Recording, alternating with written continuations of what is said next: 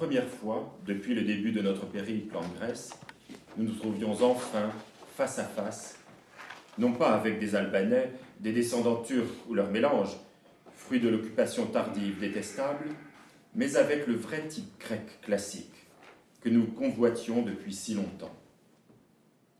Quelle tête de vieillard, quelle forme Dieu, quels ovales bien forgés des Grecs, toutes semblables à Héra et Hébé. L'expression calme et sereine, propre aux montagnards, était d'une manière émouvante soulignée ici par un type que nous connaissions depuis nos manuels scolaires, que, suspects et grincheux, nous avions appris, encore à l'académie, à la glyptothèque, à considérer conventionnellement comme grec. Le voilà, ce type que l'on attendait, pur, sans une seule fausse note, sans sucre ajouté, dans sa virginité des familles montagnardes qui, depuis des millénaires, ne mélangèrent pas leur sang pur avec les troupeaux inquiets et vagabonds des vallées, les Thraces. Pendant que nos cochers se croisaient lentement, avec précaution, nous ne les quittions pas de nos yeux persistants.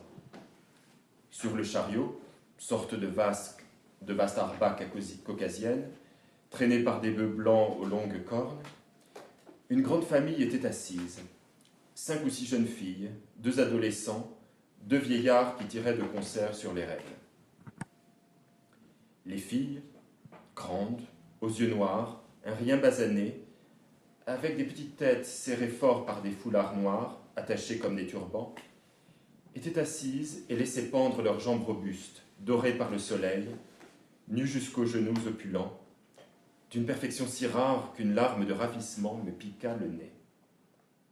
Valentin, n'est-ce pas sa genoux qu'il faut admirer de telles jambes? Qu'est-ce que Lysippe à côté de cette beauté terrestre, vivante? Sérov sourit malicieusement. Les jambes sont belles et les yeux sont beaux. Regarde la première, une antilope ou une Corée archaïque du musée de l'Acropole.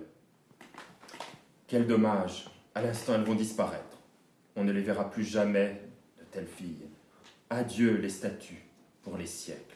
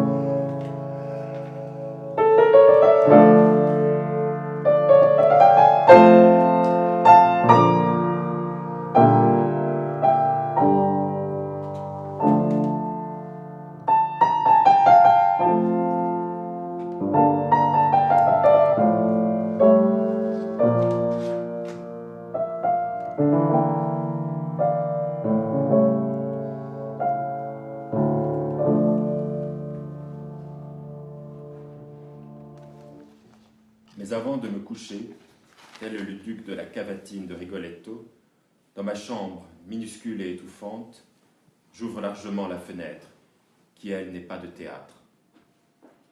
L'orage grandit et se renforce. Par moments, le vent romantique se calme, et le silence lourd, précurseur d'un épique fracas assourdissant, devient insupportable, comme le spasme d'un enfant qui, juste après une chute, se tait pendant 3 horribles secondes et tout à coup déchire l'air de son cri frénétique et néanmoins quelque peu apaisant. De larges éclairs coupent sans cesse l'œil avec leur rasoir géant. Le précipice sans fond sous la fenêtre paraît alors encore plus velouté et sauvage.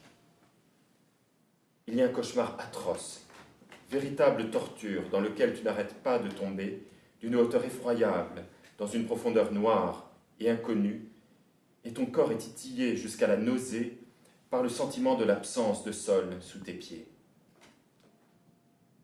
Ce que je ressentais en me forçant à tenir bon contre l'orage, devant la fenêtre ouverte, était proche de ce cauchemar. Ce chatouillement, le frère de la mort, s'approchait de moi. Quel étrange, quel terrible décor! Tout autour, sur les rochers, comme dans un colisée de cyclopes, comme dans une volière magique faite pour des aigles géants, bâillent des trous profonds et noirs, des niches, sépultures abandonnées, des pèlerins de l'Hélade et de l'Étrurie, des tombeaux des philosophes, des pontifes ayant vécu, étudié, professé près du sanctuaire glorieux. Depuis longtemps se putréfièrent les ossements des stoïciens et des sophistes, bâtisseurs de systèmes ingénieux, chercheurs du sens de l'existence.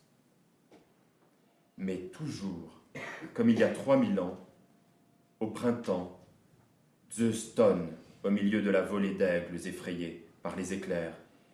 Et chaque printemps, dans les ténèbres de l'Hadès, Perséphone, pétrifiée de douleur, torve, terrible, assise dans son profond fauteuil de basalte, attend chez elle, avec méchanceté, de la terre interdite et florissante, les enfants du soleil, crédules et fragiles, les hommes.